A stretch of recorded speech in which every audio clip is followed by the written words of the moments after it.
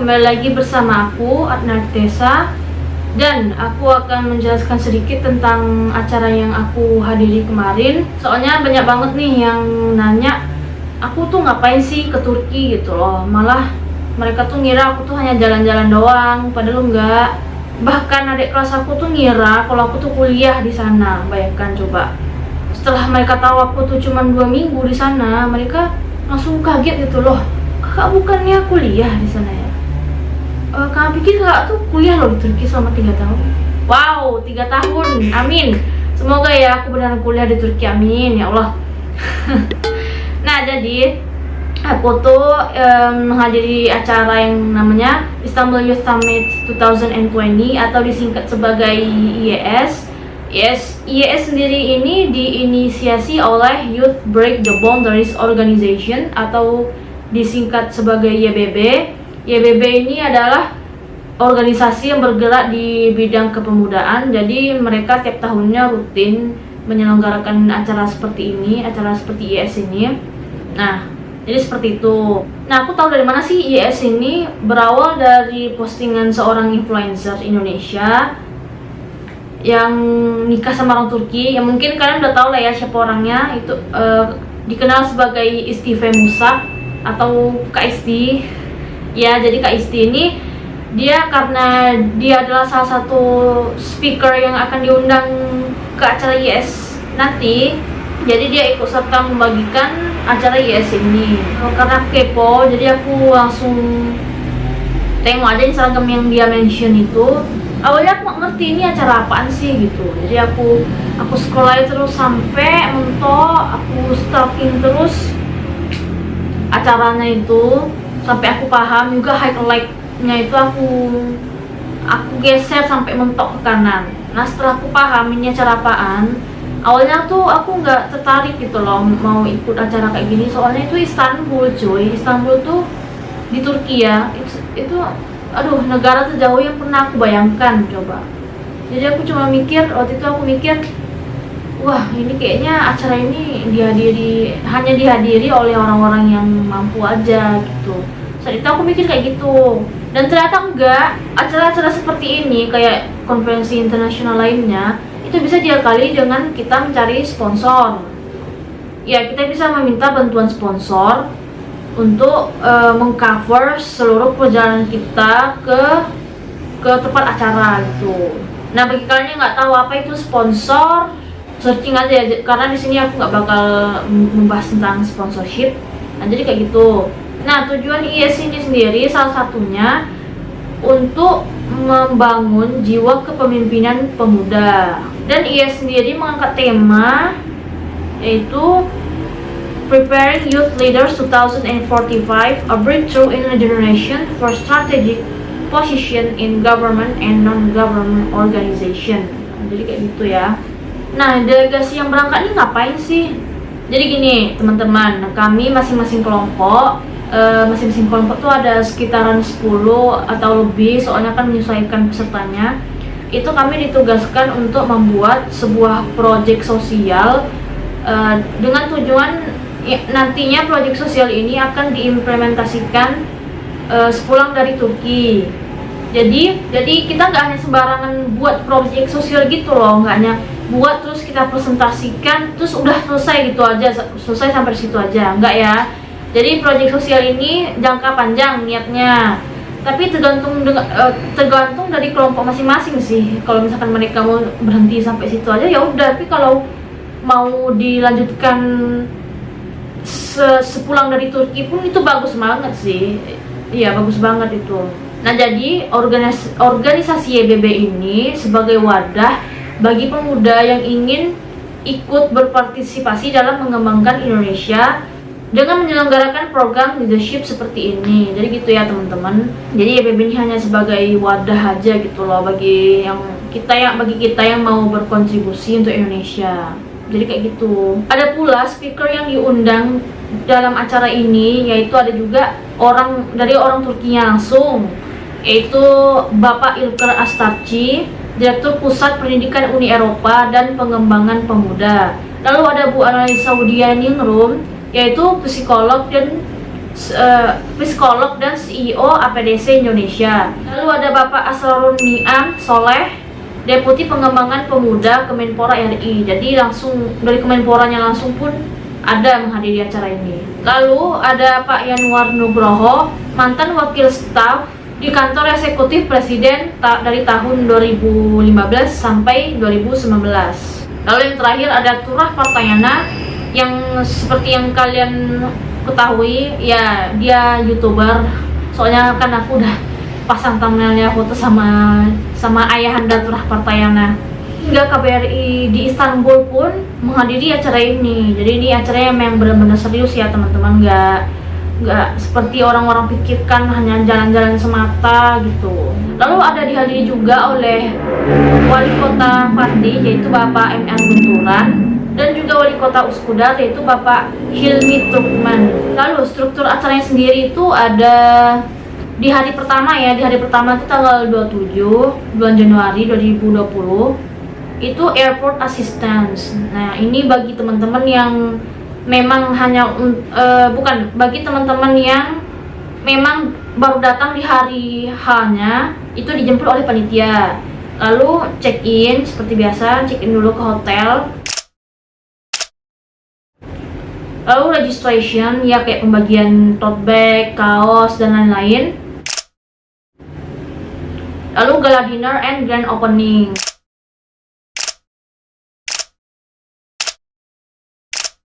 Jadi gala dinner ini kami makan malam bersama tamu undangan lainnya dan speaker-speaker yang sudah diundang gitu.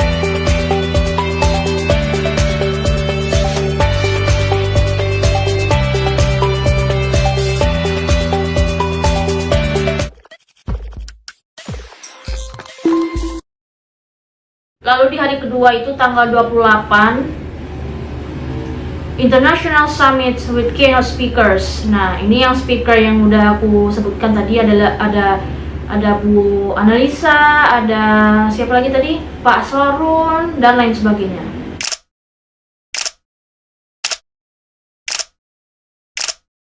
Lalu ada International Summit with Youth Influencer Speakers. Nah ini giliran Turah Partayana yang berbicara di depan. Kayak dia tuh kemarin itu kayak menceritakan kehidupan dia tuh selain YouTube tuh apa sih.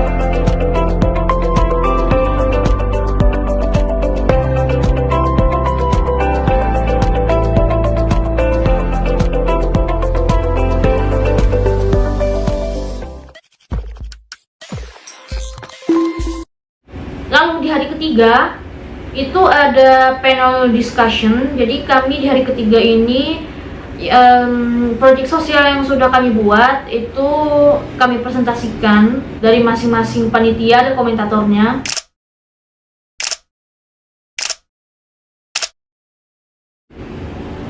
Dilanjutkan dengan cultural night and awarding.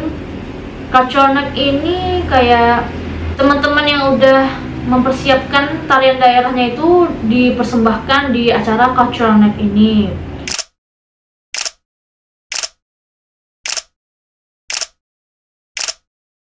Lalu yang terakhir itu gala dinner and closing ceremony. Jadi terakhir kami penutupan di tempat acaranya, lalu balik ke hotel lalu makan malam. Nah itu di hari ketiga.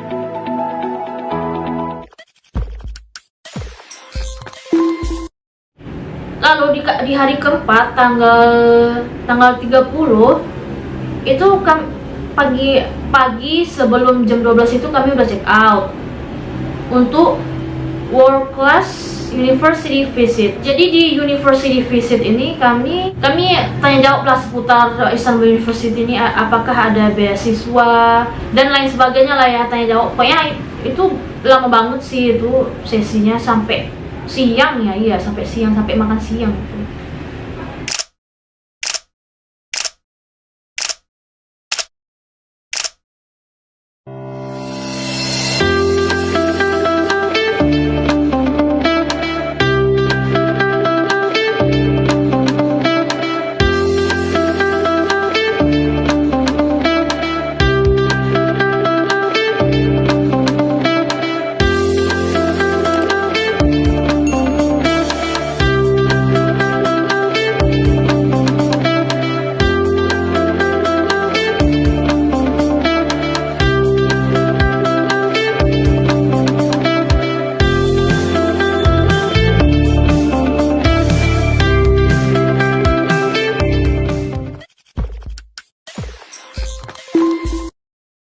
Lalu yang terakhir, airport assistance. Nah ini bagi teman-teman yang memang mau pulang di selesai acara itu akan diantar oleh panitia. Jadi kayak gitu ya. Kalau bagi yang masih stay, silahkan menikmati, silahkan mengeksplor Istanbul sebelum masanya habis. Jadi kayak gitu ya teman-teman.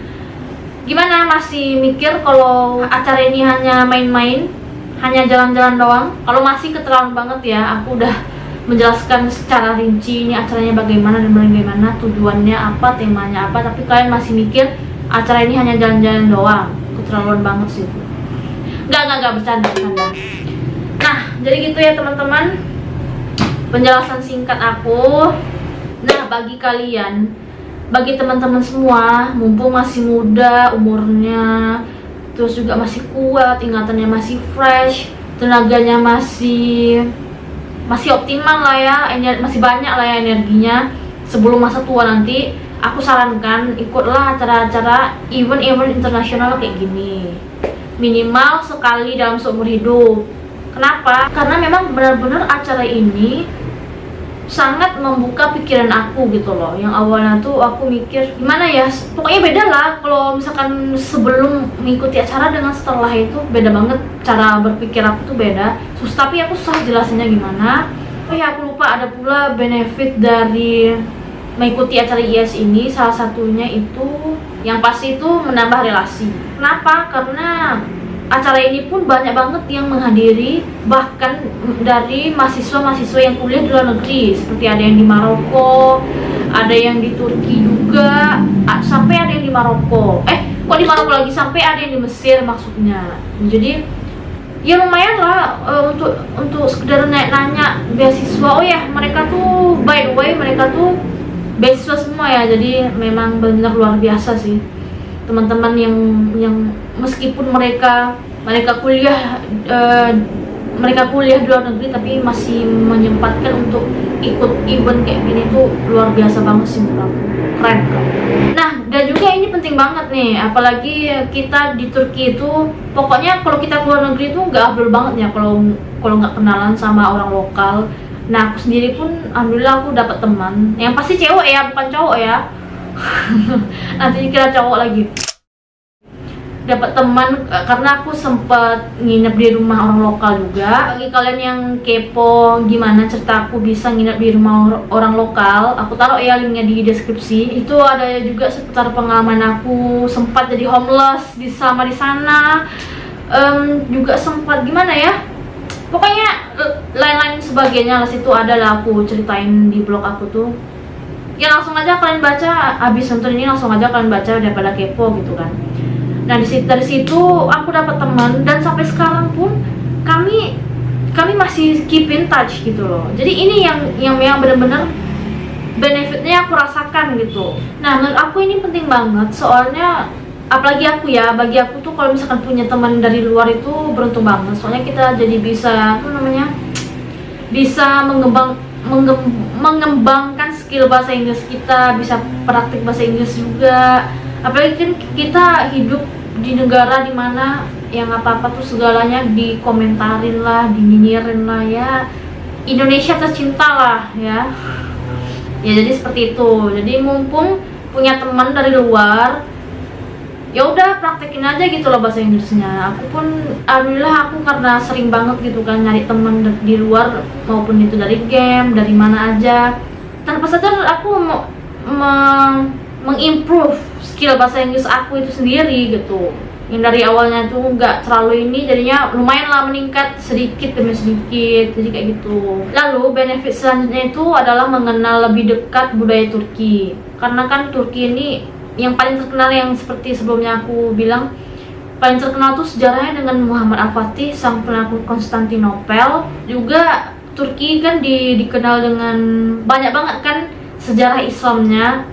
Aku dapat kabar ada yang bilang di museum Turki itu ada baju Rasulullah, ada pedang Rasulullah, ada apa lagi ya, pokoknya aku nggak tahu ya, cuma denger aja sih. Soalnya aku nggak pergi ke museumnya, mahal cuy. Aku yang low budget ini memilih untuk tidak memasuki museumnya, memilih untuk uang itu dipakai untuk makan, untuk penginapan dan lain sebagainya. Karena aku sendiri kan low budget kan ya, walaupun dapat 20 juta dari sponsor, tapi itu menurut aku kurang sih, apalagi kan habis uangnya itu untuk program gitu. Nah ini yang paling penting, oleh penasihat beasiswa Turki Bursari atau dikenal sebagai YTB, beasiswa YTB atau Turki Bursari Scholarship TBS, yaitu penasehat beasiswanya yaitu Bapak Enes Efendiolu.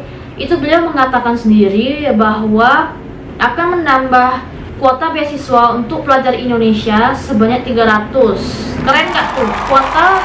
Kuota beasiswa itu ditambah 300, tapi itu berlaku katanya tahun depan sih, nggak tahun ini. Beliau juga mengatakan saat ini ada 1000 mahasiswa Indonesia yang menerima beasiswa Turki, dan juga ada sekitaran 240-an mahasiswa aktif di Turki. Nah jadi bayanglah itu, dari 240 ditambah meningkat hingga 300, rencananya mau ditambah 300, jadinya ditambah 60 ya itu. Iya, lumayan sih, apalagi mengingat Indonesia ini sendiri ada salah satu negara yang paling minat dengan beasiswa Turki. Jadi beruntung banget sih kita diberi kepercayaan, pelajar Indonesia ini diberi kepercayaan oleh pemerintah Turki. Jadi mereka menambah kuota beasiswa, itu beruntung banget sih.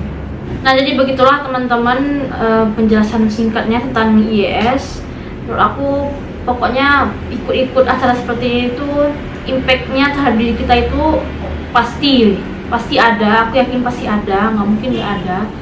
Soalnya ini buktinya, jadinya karena organisasi ini menyelenggarakan acara seperti ini, dimana bisa mempererat hubungan antara Turki dan Indonesia. Jadinya pemerintah Turki itu menambah kuota beasiswa untuk pelajar Indonesia. Jadinya kan benefit yang didapat itu nggak hanya untuk kami sendiri kan, untuk delegasi. Jadi untuk teman-teman, untuk kita semua gitu loh. Kita pun dapat gitu loh benefitnya meskipun nggak menghadiri acara IGS ini. Oke, segitu ya teman-teman video penjelasan tentang acara aku kemarin. Semoga ini bermanfaat. Please subscribe if you found it useful. Tapi kalau enggak ya udah sih, nggak apa-apa. See you in the next video.